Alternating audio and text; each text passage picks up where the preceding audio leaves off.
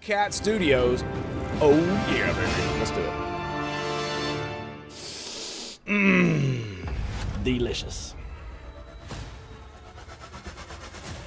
I am totally ready for some Rogue Traitor. And we got some Veilguard coming on Thursday. We'll see if it's actually garbage or not. I'm not holding out hope. No matter how much the corpos try to suck its dick, I don't think it's going to be any good. Not as a Dragon Age game, anyway. Oh, okay, cool. I thought maybe there was like a beginning cinematic or something. So, yeah. Inglith. Ooh. What are we doing? We're just going to go with continue. And that should be fine. Font size. We should probably increase the font size just a wee bit. We go 1.1. That's good. That's good. Oh, epileptic seizures, you say? That's how you know a game is going to be good, right?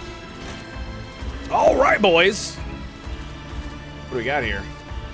New game, here it comes. Lord Captain get exclusive items for watching Rogue Traitor Twitch broadcast.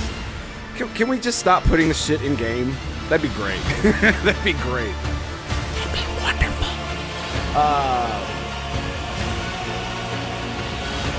So yeah, I don't care about any of this. I did buy Void Shadows. We have it, and it is ready to go. I don't know anything about it other than it adds some cool shit to your ship. So you ready, boys? You ready? Oh, well, that's right. Before we get started, by the way, how well can you hear me over the game? It looks as if that's probably not the greatest. So let me go in here and we'll just do this. We'll go sound, and we'll turn the music volume down ever so slightly. I should probably put on my headphones, honestly, so I can hear the damn thing.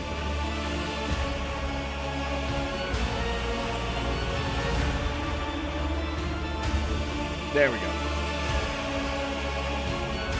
Okay. So yeah, one of the things that I wanted to talk about was frickin' the corpos shilling for Veilguard. Oh my god.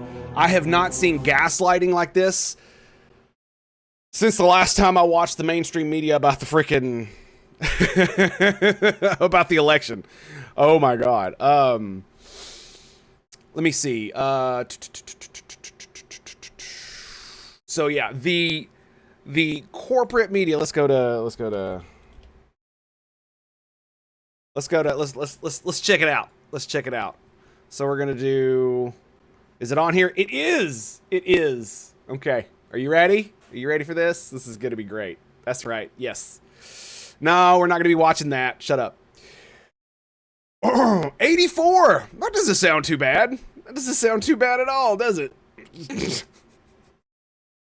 Oh, Eurogamer. That's interesting. Eurogamer Germany. That seems weird. You would think they would separate those, or you would think they would combine those all into one and like average it over the thing. Kind of weird, huh? 90s, not bad, right? 90s. Well, let's get down here, and we shall see. We shall see. Well, look at that. Isn't that interesting? Huh. Oh, it's so bad. So I've watched a few videos on some of the reviews, and suffice to say, as someone who loves Dragon Age as a franchise, I am extremely disappointed with the direction this is going. Now, to be fair, a lot of people are criticizing it for not being open world, and quite frankly, I don't give a fuck about that. You're talking to a guy who absolutely loves frickin' Knights of the Old Republic and Knights of the Old Republic 2, you know, the old school BioWare games where it's literally like corridors after corridors after corridors going in different directions that are kind of pseudo-linear. So I don't really mind that. But everything else I've seen and heard about the video game does not make me happy. Not at all. Not even a little bit. And I think the most disappointing thing that I heard, period, was the fact that you cannot be evil, nor can you actually be an asshole. Now, a lot of people give Dragon Age, Inquisition, you know, a really bad rap. As someone who has like 500 hours in that game, I'm going to tell you right now, it's not the greatest game ever. Obviously, it has a lot of flaws, including in its pacing. But if you take it for what it is, and as a Dragon Age game, it's not bad. It's definitely better than 2, but it's nowhere near as good as 1. The storytelling is the story in and of itself is not that great either. It's okay. It definitely gets away from the origins with the super ultra dark and bleak world where you have Darkspawn and, you know, the world ending and all this other shit. And they try to keep the world ending stuff, but they don't keep the super, super dark tone throughout the series. Even in Dragon Age 2, which is probably darker than all of them but you know, Origins, they still didn't keep the same tone, and they got away from the like bleakness that was the world. All that being said, Dragon Age still was a pretty good RPG. And the thing I think that really was its saving grace, for me at least, were the characters. Iron Bull, Cassandra, Varric, they were all amazing. The only character that I really didn't like was Sarah, and that's just because of how she talked. It was like nails on a chalkboard. And they had fixed the quirky personality shit that they had done. Like in 2, they had the other elf that was really quirky and shit, and I didn't like her at all. It was ridiculous. And the thing about it is that I don't actually mind a little bit of levity and comedy in games, especially bleak games, because it gives you that break from just the depressingness of the game. And from what I've heard of Veilguard, all it is Marvel-style comedy all throughout the game, and it never gives you that break from it never gives you a break from that. So there never is this darkness or bleakness that is the edginess that is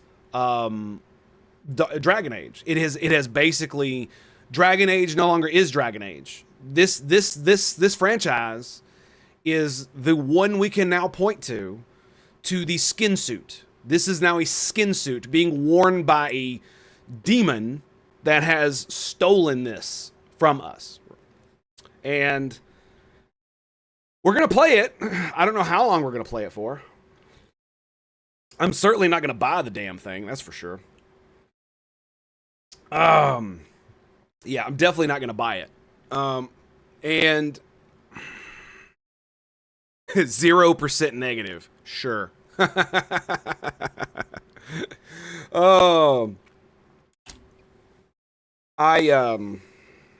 don't know what we're going to do about it. And I don't know what EA is going to do about it either. Because the thing about it is that this game was started being made when all the stupid fucking woke shit was in like major swing. And so a lot of the writing definitely is like cringy as shit. And obviously there's going to be like monstrous amounts of virtue signaling that destroys the world building, because, you know, of course they have to add fucking trans scars into it, you know, in a world where fucking magic and healing potions exist. We have surgical scars for removing breasts. I can't even begin to like deconstruct how fucking retarded that is. It's one of the weirdest things to me, because if you wanted to have that kind of gay shit in your game, it's very easy to implement it in this style, just like it is with Star Trek. It's very easy to put this in a game like this because it's fantasy. You have magic. You can just cast a spell. There are healing potions. Are you telling me that the herbalist can't create a potion that'll change your gender, a la Fable? No? Are you fucking stupid? No. What it is they're talentless hacks who don't understand the world building. That's what I think. And is that what's going on in Dragon Age Veilguard? I don't know. We're going to find out, though. From what I understand, the Kunari companion is the center of this. And it's just the things that I have seen already are proof to me that the people who wrote this do not understand the world building in this game at all. At least the people who wrote her. And I've definitely heard the whole, every time your character speaks, it's like there's an HR lady in the room. And it's like, that just breaks my heart, considering like how awesome all of the bad stuff from the first, from 2 and 3, as bad as they were, they're not this bad, right? It's not that bad, you know?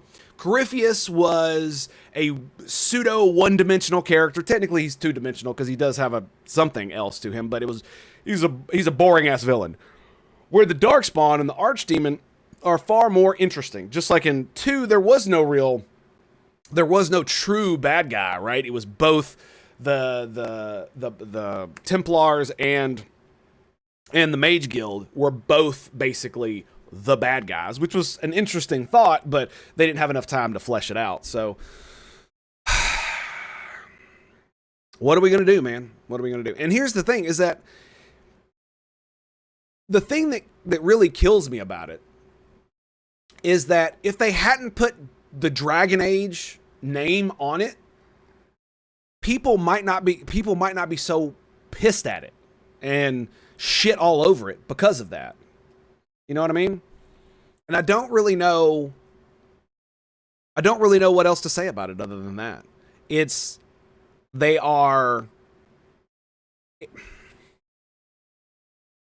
just so disappointing. And it's so sad that so many of the things that we grew up liking. Technically, I was an adult when Dragon Age Origins came out, but that's beside the point. The things that we used to like have basically just completely lost their identity. And instead of like reimagining themselves to, to appeal to a wider audience, which is what they say they're doing, what they have done is they have torn the entire franchise apart to appeal to a microscopic portion of the population that they can virtue signal to, a la fucking trans scars, right? So, and here's another funny thing that I thought you guys might like. If you notice, the title of the stream on Twitch has a 5 instead of an S on the word shill. Did you know that you can't put the word shill in your title? Fuck you, Twitch. And your terrorist-loving ass. I just love it. Like, literally terrorist propaganda on Twitch, but you can't put the word shill in your title. Fuck you. Anyway, let's enjoy some cleansing and purging, shall we? Void Shadows is on the main story. Take up the mantle of a rogue traitor, the scion of an ancient dynasty of daring privateers that reign over their trade protectorate and explore the fringes of the known galaxy. Darkness looms over the bloodline of Von Valacanus, I can't pronounce that. Valenicus? Is that what it is? As it faces multiple threats from within its own ranks and without, as countless enemies seek to destroy the most daring and brave agents of humanity. It is up to you to hold the reins of this shattered protectorate and forge a new path for the Von Valencius, there we go, dynasty. Currently finding itself in a vortex of wars, intrigues, calamities, and heresy. The stakes are high and rise even higher as you cross paths with terrifyingly powerful and ambitious adversaries in the darkness of the Chronos Expanse. Ooh, cool. All right. Void Shadows is on. I'm not reading any of that because I don't want to know. Okay, so that's the scenario. We click continue. Do we do normal? What's Grim Darkness? In the grim darkness of the far future, there is only war. This mode is the ultimate challenge for the boldest of Lord Captains who want to truly immerse themselves in the world of Warhammer 40k with the highest stakes possible. All decisions, victories, and losses in the grim darkness mode are final and irreversible. You only have a single save, which is updated automatically every time you exit the game. No loading from an earlier point, no second chances, no changing previous decisions. If you manage to successfully overcome all obstacles and make it all the way to the epilogue, bringing glory to Von Valencius dynasty, you will receive There Is Only War achievement and a special item for all future playthroughs as a testament to your skill. If your party or void ship is defeated in battle, your grim darkness journey ends there. Oh, that's unfortunate. You will be offered to either honorably accept your fate and delete the save, or continue the game in custom mode. However, completing the story this way will not grant you. There is only war achievement. And the special reward, the Emperor Protects. It is possible to turn it off at any time, converting to custom mode. Grim Darkness mode is currently only available in single player. Nice. I'm in favor of playing, but when it will be on some kind of discount. I've been a fan since the original, and I even like the second one. But all this nonsense they do with unfinished games and shallow stories just keeps me away from the franchise or the game itself. You know, something I haven't heard at all from any of the reviews that I've seen is that the game is a buggy mess. So one good thing that you could say about the game so far that I have seen is that it actually looks like a complete product. And it's not broken as fuck. Okay, so I think we're just gonna play on normal.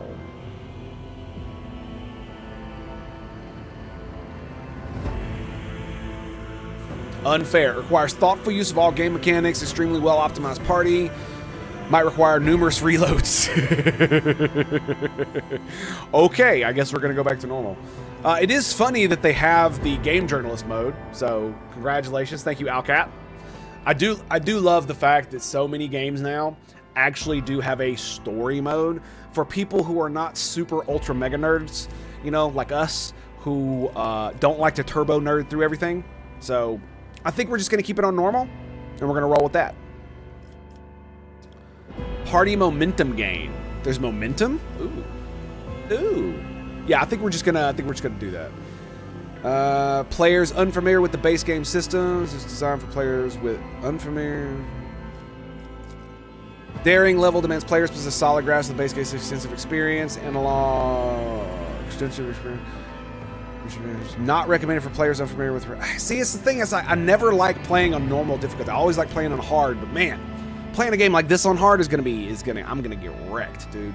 I can already have that. Well, the thing about it is, you know what the great part about it is, man? You know what the great part about it is? Is that, where is it? Is it here? Yeah. Crap. No. Uno momento, por favor. Let me throw something your way here. Since I'm misclicking all over the place. Do I have the display full screen thing up? I do, actually. So, what I would recommend, if you want to try the game, is to do this. Is to get EA Play. And if you get the Plus version, then you get to play Veilguard for $16.99. And then just cancel it immediately, and you'll keep your month. That's pretty much what I'm gonna do. I'm not gonna buy this. I'm not gonna buy this game. It's absolutely not gonna happen. Now, if I play the game and it's good, then I'll buy it. I absolutely will buy it, because if they make a good game, despite all the criticism that I've seen, I will 100% give them my money and be like, you need to make more of this. I'm 100% gonna admit, if I'm wrong, I'm wrong. Like, I don't give a fuck how much stupid woke gay bullshit they put in it. If it's a good game, I'm gonna call it a good game, and I'm gonna give them my money if they deserve it. Simple as. Simple as. Because you could put woke gay bullshit in a game, and the game still be good.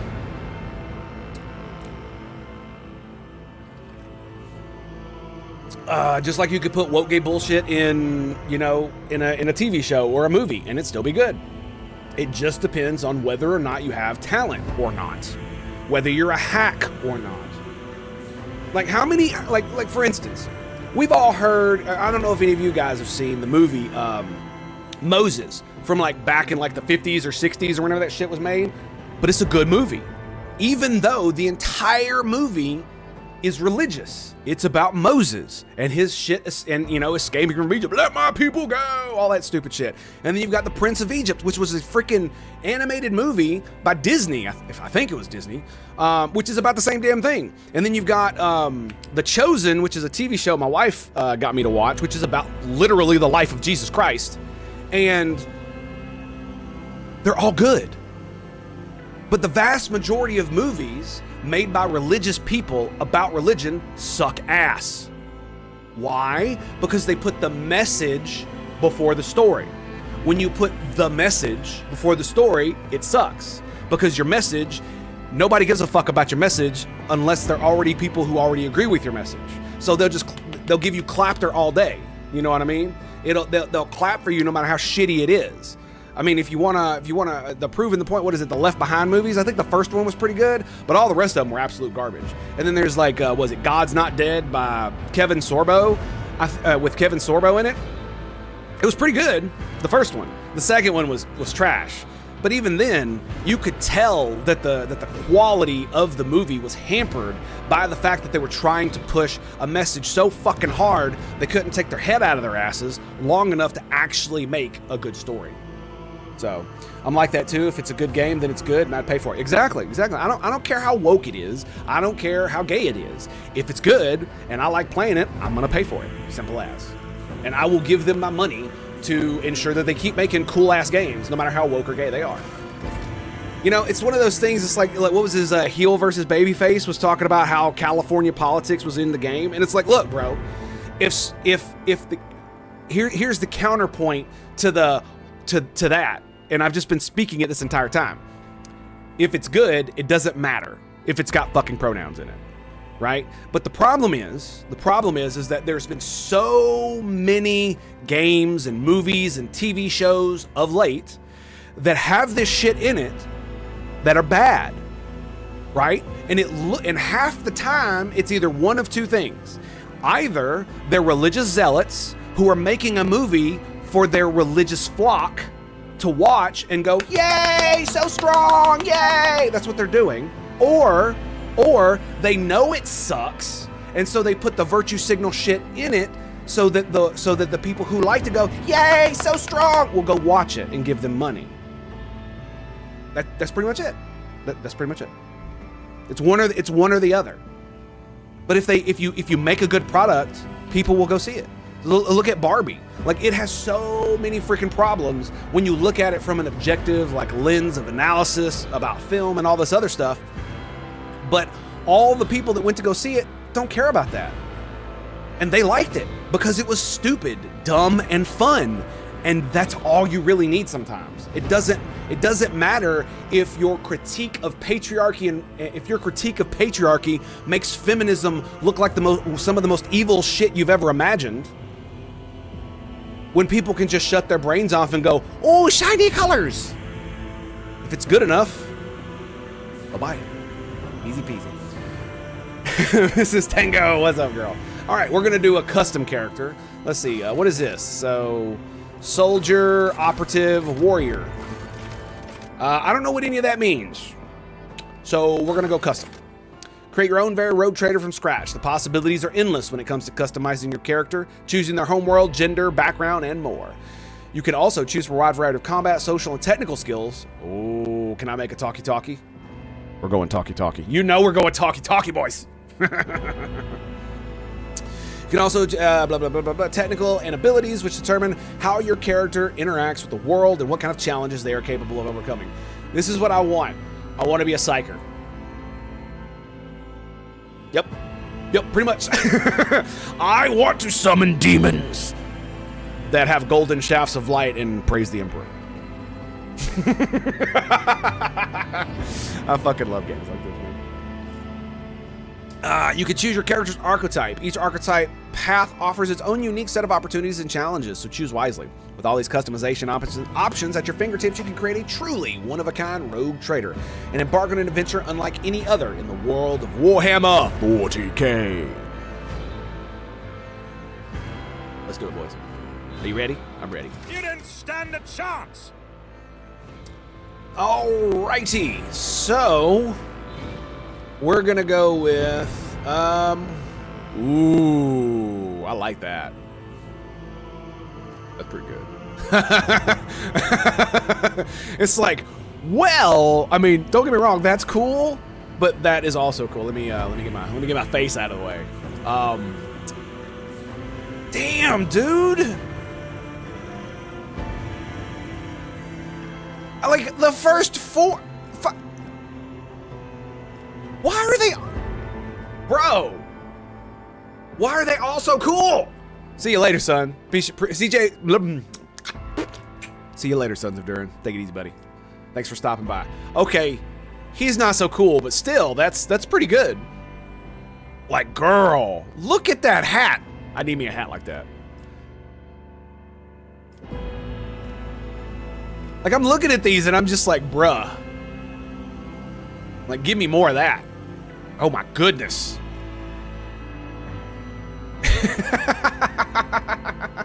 You see what I mean? This is something that, like, Veilguard just doesn't, they couldn't match something like this, dude. It's just like with Baldur's Gate 3, man. Like, damn, look at that.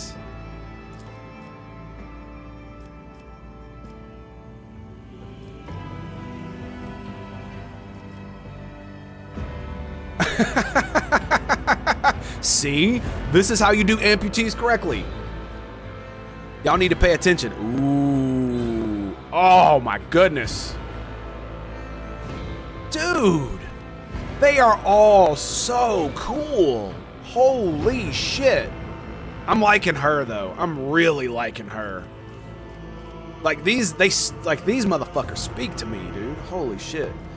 Like, the only thing I don't like about her is that she doesn't have nearly as cool as a background as this chick. Same with him, right? The background just isn't as cool, man. You don't even really get to see the background. That's kind of sucks.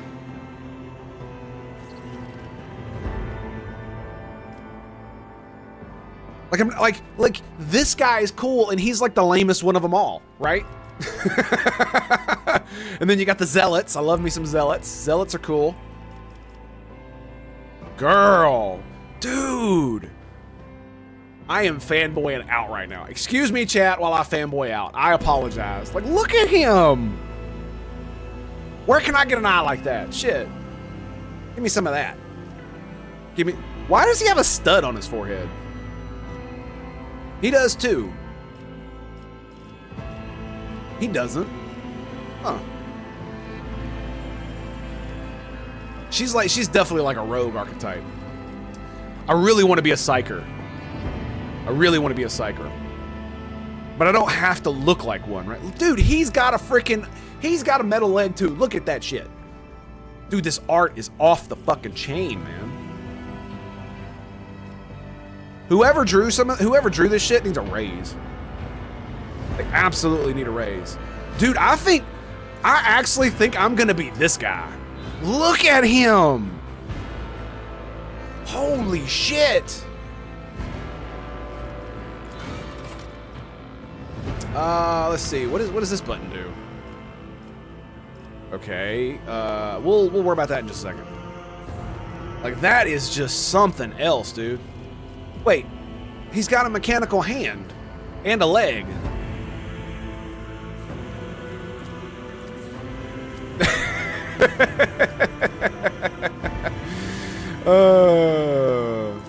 That's good stuff. It is kind of cool that they have a default face for him. That is kind of cool. So if I did this, oh, it changes it. Okay. You know what? No. We're gonna go with my first one. Yeah, we're gonna go with her. Like, he is cool, dude. But there's something about this one that just draws me to it. I know, it's an anime chick. Get over it. All right, let's go female.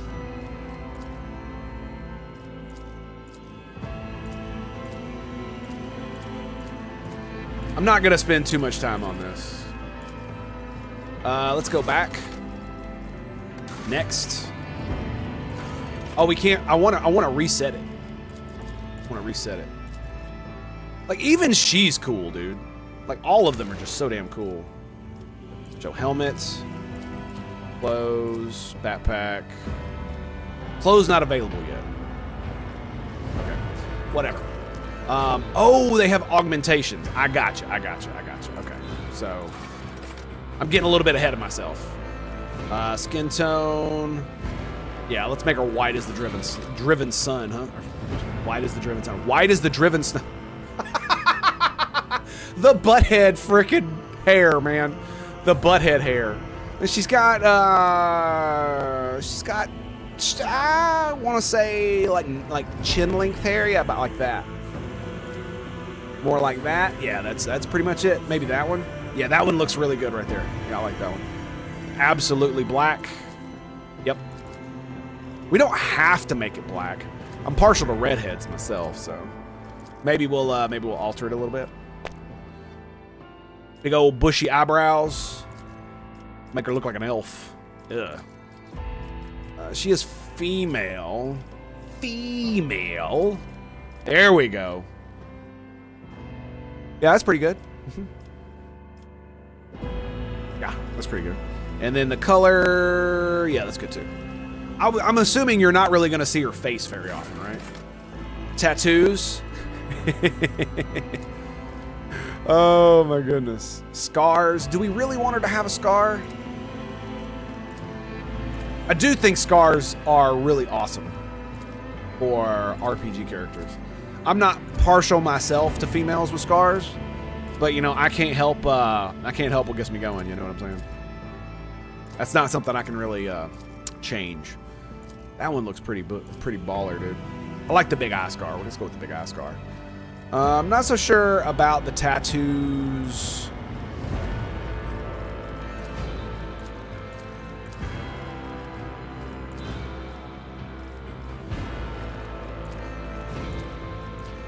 Oh, you can have multiple. Oh, that's cool. Oh, that's awesome. Yeah, having the Aquila on her skull too is gonna be awesome. Yeah. That's pretty good, man. I'm not gonna lie, I'm kind of disappointed in the variety of tattoos. You know what I mean? It's not as many as I thought there'd be.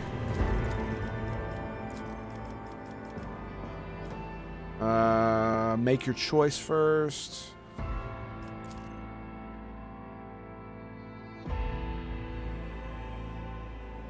Okay, I definitely like that one. We've got the Aquila on the back, so let's not do the Aquila on the... Ooh, a skull? Yeah, that looks pretty sexy. Okay, I definitely like that. That's pretty good.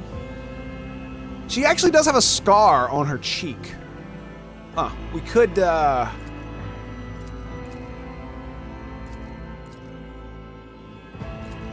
Is there just one for the scar? It doesn't appear so. No.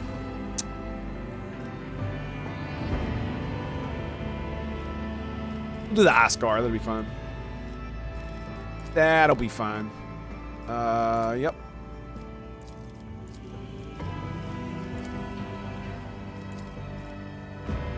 Where'd all her tattoos go? That's super weird. They just disappeared. Okay, I guess I'll have to redo them all.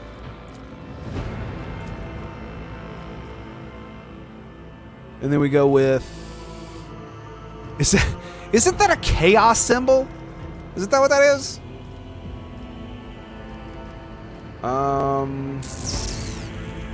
Pretty sure. I swear to God, that's what that is, isn't it? Like, am I just losing my mind? We'll roll with that. We'll roll with that. Oh, you can change the color of all of them. Ooh. Ooh. That's fine. We'll just go from there. We don't need too many of those. Okay, so augmentations. What are we looking at here? She's got the nose clip. Could do the face. An Aquila on the face. Glad I love that. It kind of sucks you can't just zoom in here. Ooh, that's kind of cool. I mean, I guess you are a rich bitch, aren't you? Being a rogue trader. Are they all the same? They are. Okay. They are all the same. Whoa, that actually looks cool. Look, it's got going into her face. I like that. Okay. Yeah, we can't really see any of the other stuff because, you know, she actually has hair. So I think we'll roll with that one. Can we do? Yeah, you can't see that either. Okay. All right, that's fine.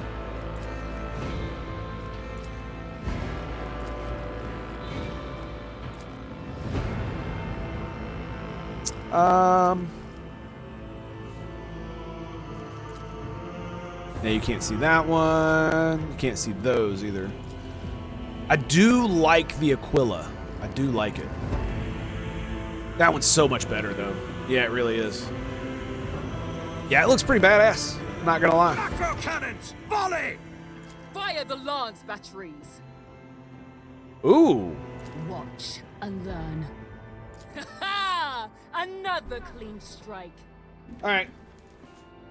Headphones are coming on. I can't hear the voice now. I can't hear the voice the way I want to. So, give me 1 second here, boys. Let me fix my stuff, and then we'll get into it.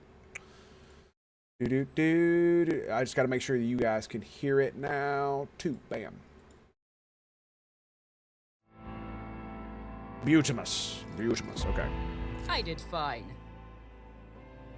I'll mention this triumph in my memoirs. I'll see you destroyed. The Divine watches over us. I am the chosen weapon that will crush the heathens. I am but a harbinger of the destruction. Purge this heresy from existence. I'm not gonna lie. She's definitely winning me over. The Emperor gave me a vision. Okay. This could be an opportunity. I always keep my options open. Yeah, I'm not a big fan. Your existence is naught but ashes. Through chaos I stride. Oh. The battleground beckons. Applaud my brilliance. A new note in discordant melody. Step by step I lead. Oh boy. Gaze upon the powers of the veil. Didn't see that one coming, did you? Fire at will! There's no daring female. I'm kind of mad about that. Lay in the course. Fire the lance batteries. Let our weapons be true, and our resolve unbreakable. I mean, considering what I want my character to be, I think we're gonna go with pious. I think we're definitely gonna do the pious. Yeah. Okay. Home world. Oh, they have modifiers. Hello. Okay, so on Death World's plants, beasts, sometimes even environment itself takes an aggressive and destructive forms, inimical to human life. Whilst exceptionally difficult to colonize, many Death Worlds possess valuable resources that require an outpost to harvest, or other human presence upon the planet's surface to harvest. These harsh environments result in some of the hardiest and most resilient populations of the galaxy. Those tested and found wanting die young. Okay, intelligence. Acumen, reason, knowledge points, 5% more damage with non-burst range area of attacks. Also affects lore, Imperium, lore. Oh, dude. I miss RPGs, dude. I'm looking at all this. I'm like, yes, look at all the skills. And it's one stat. Fellowship is persuasion, coercion, and commerce. Okay. So, I mean, -5 is not that bad. Voidborn are humans birthed in the belly of a void vessel or aboard ancient orbital satellite. Those who have lived their lives on void ships become inured to some extent due to their reality-altering process of warp travel and to living in low or zero gravity environments. So willpower and intelligence. What's willpower do? Is that psychic powers? Yeah, okay. So we're going to want willpower, intelligence, and fellowship. That's what we're going for. Voidborn, fortune. character can re-roll any failed attack, dodge, parry, characteristic, or skill test with a 20% chance of success. This chance cannot be greater than the base success chance of the roll. Additionally, any enemy dodge or parry against the Voidborn character has a 20% chance to fail. Holy shit. That seems pretty good. What's Death World Survival Instinct? Once per combat, when wounds of the Death World character drop below 30%, they gain 20% of their maximum wounds as temporary wounds. Death World characters also gain 20% bonus to dodge and armor while they have at least one temporary wound from any source.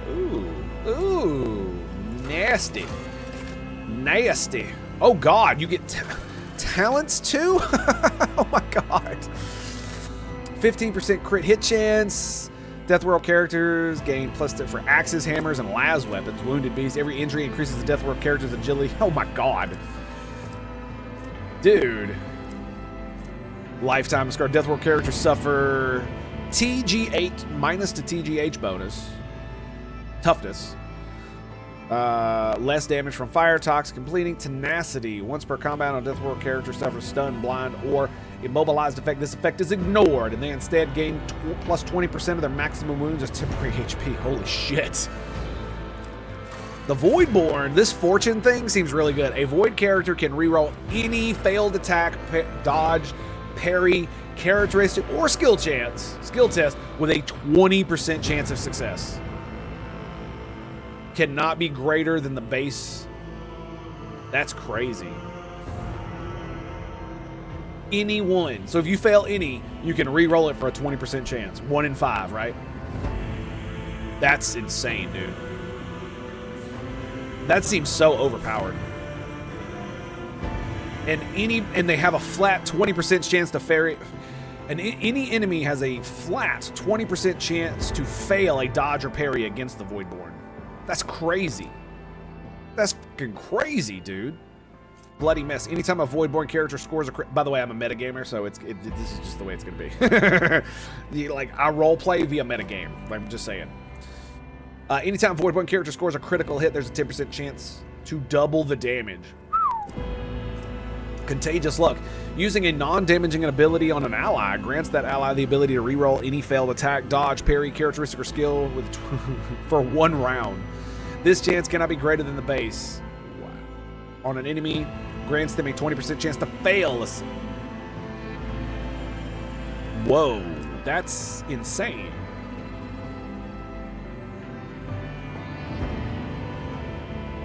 Oh, excuse me. 20% chance to survive suffering lethal damage. While Voidborn character has more than 50% wounds, all chances of all creatures, including enemies, in a 3-cell radius are increased by 10%. While Voidborn character has less than 50% wounds, all chances of all creatures, including enemies, in a 3-cell radius is -10. Ooh. So you could jinx your own party members. Huh. Anytime an ability or talent uses a fellowship bonus, a Voidborn character can instead use intelligence bonus if it is higher. Oh my god.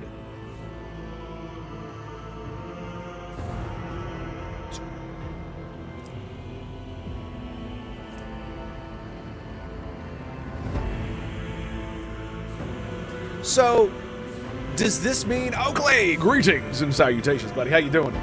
Good to see you, man. Welcome.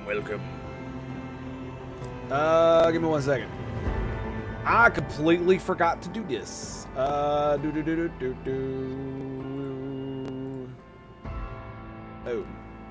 Is it working now? It is. Okay, there we go. Sorry, it's supposed to pop up on the screen. So, we might just be Voidborn just for this. Because what that means is that I can literally just have a stat that I don't level up that's used for talkie-talkie.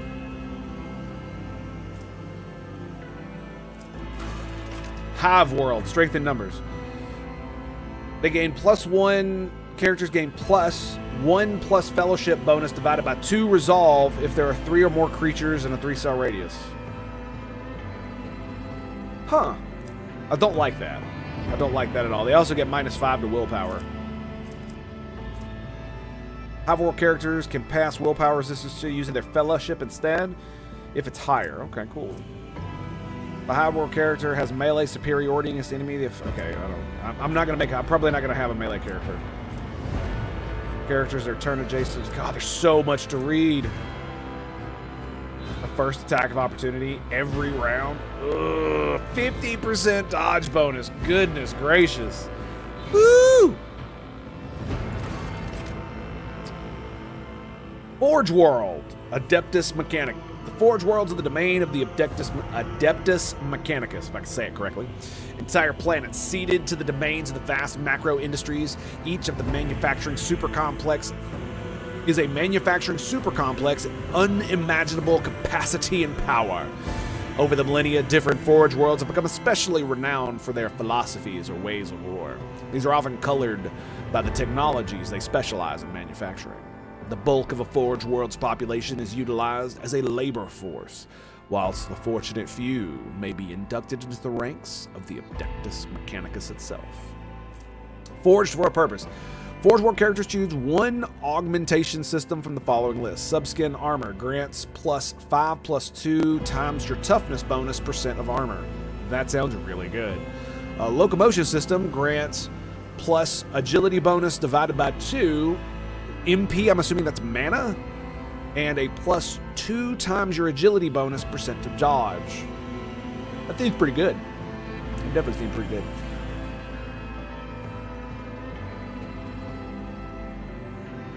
Analytic systems grants +10 plus intelligence bonus %. Holy shit.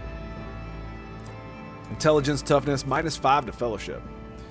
Character's ability to interact, high fellowship will help character find a way to approach gathering, blah, blah, blah, blah, blah. So persuasion, coercion, and commerce. Always going to be doing that. Always going to be doing that. Pinnacle of weaponry. The first attack in combat with any plasma, melta, or power weapon. Ooh, that sounds sexy. I love plasma weapons. Yes, let's melt them. Deals additional damage equal to your intelligence bonus. For the remainder of combat, the bonus damage is increased to intelligence bonus divided by 2. Okay, cool. Fires of the Forge. Forge World characters gain toughness bonus deflection against burning effects of flame weapons. Okay. Steel of the Forge. While wearing heavy armor, Forge World characters gain 1 MP, 1 deflection, and cannot fall prone. Maybe MP is not mana points. Maybe that's not what it is. Did I miss the simultaneous sip? Yes, sir, you did. But I'll give you a sip just for being here.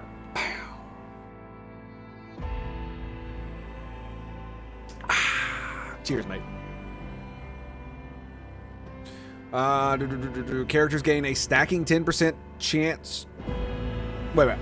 Forge World characters gain a stacking 10% bonus to hit chance and dodge reduction against any target they hit with a single target attack. Stacking. Successful critical hits from single target attacks increase the hit chance and dodge reduction. Whoa. That is crazy. Absolutely, baby. Anytime, my man, anytime.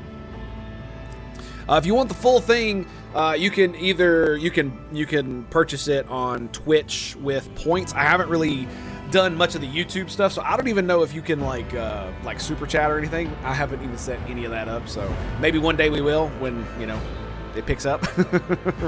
Calculated relations. Forge World characters can use persuasion, coercion, and commerce based on it.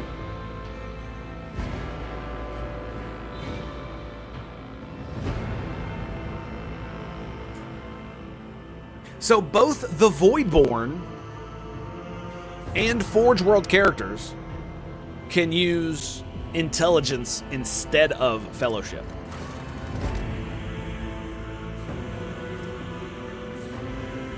Anytime an ability or talent uses the fellowship bonus, a Voidborn character can instead use intelligence bonus if it is higher. I'm assuming that does not count for skill checks, right? Is that right? I don't know how that works. I really like this. The rerolls is insane. I really like this too, though. So...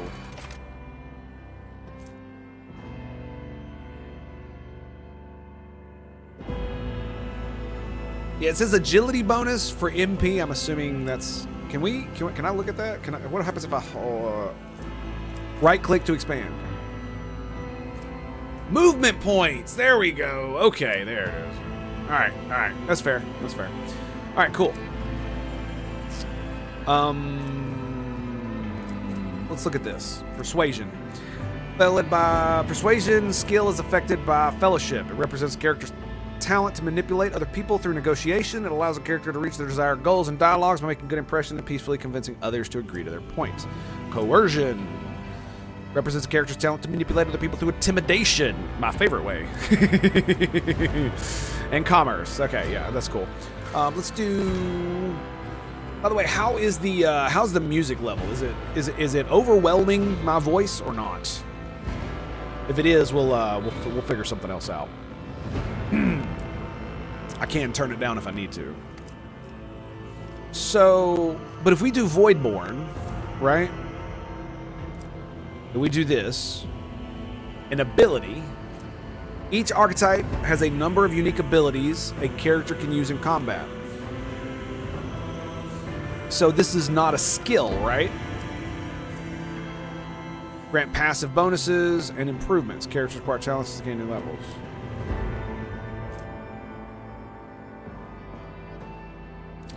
I don't think it means what I originally thought it meant. I really don't. It is what? Is it too loud?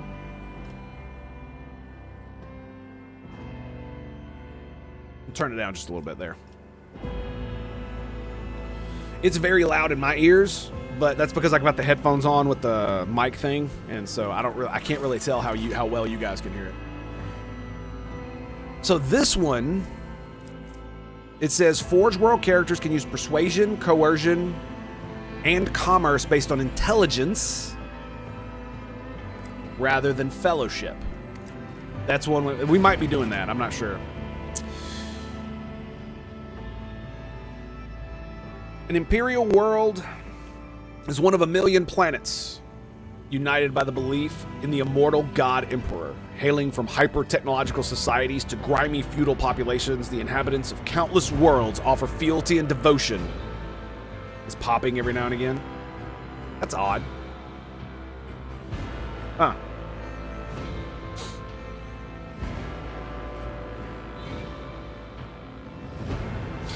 Turn my gain down just a little bit.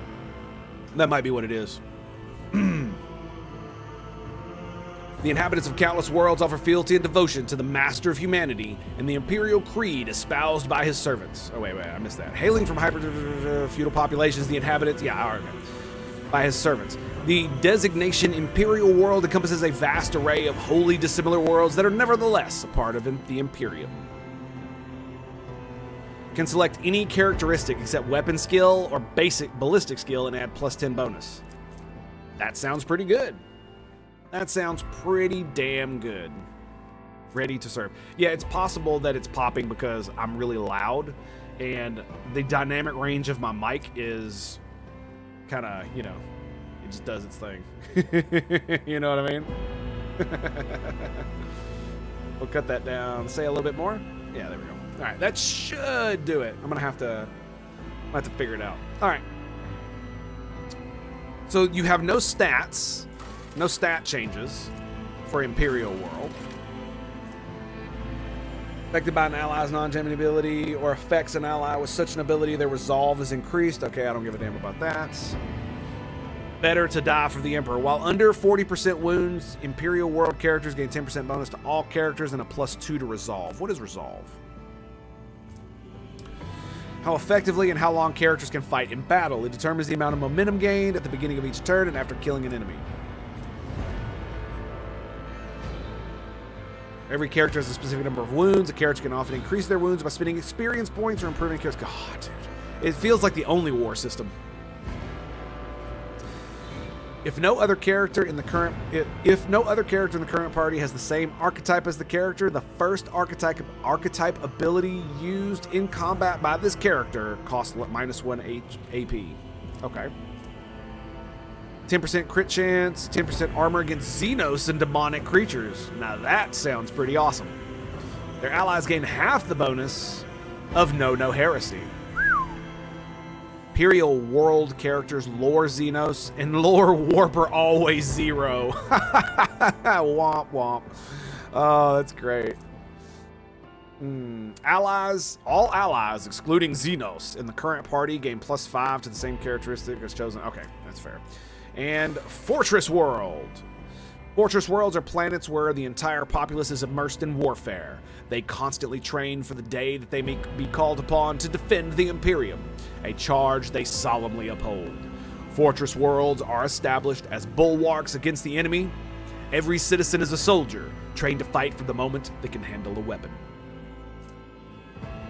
Never stop shooting. Each time a Fortress World character kills an enemy, they gain +10 stacks of never stop shooting. At the start of their turn, there is a stack of never stop shooting % chance. Okay. That the first attack will cost 0 AP. Ooh.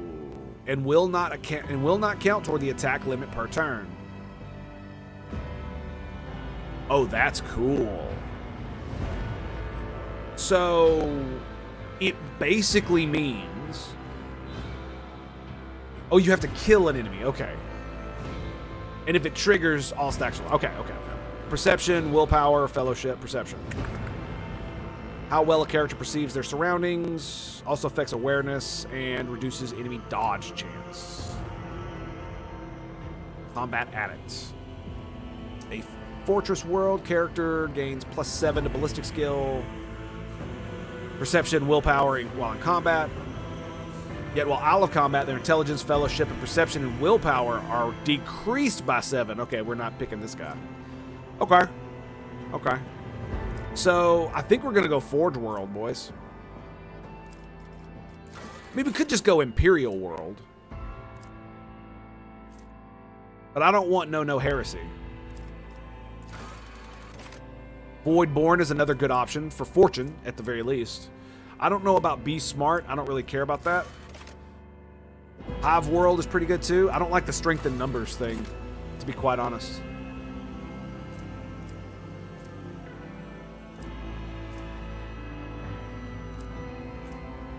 Death World's pretty good too. The problem is it lowers the stats that I actually want.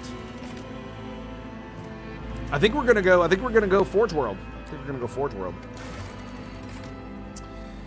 I'm assuming I think we're gonna do that. Yeah, analytic system. Forge World characters gain +10 plus their intelligent bonus % to critical hit chance. If a character scores a critical hit, the target takes 150% of normal damage by default, but some talents, effects, and abilities could increase this amount. The chance to score a critical hit depends on the character's critical hit chance. The base chance is 10 for ranged attacks and 0% for melee attacks.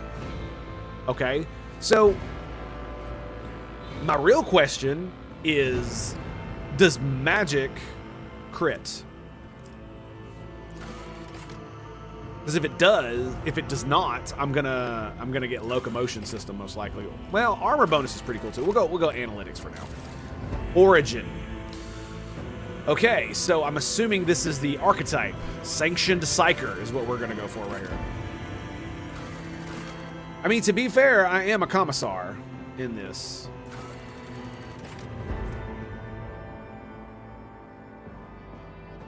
Albeit a quite weak one.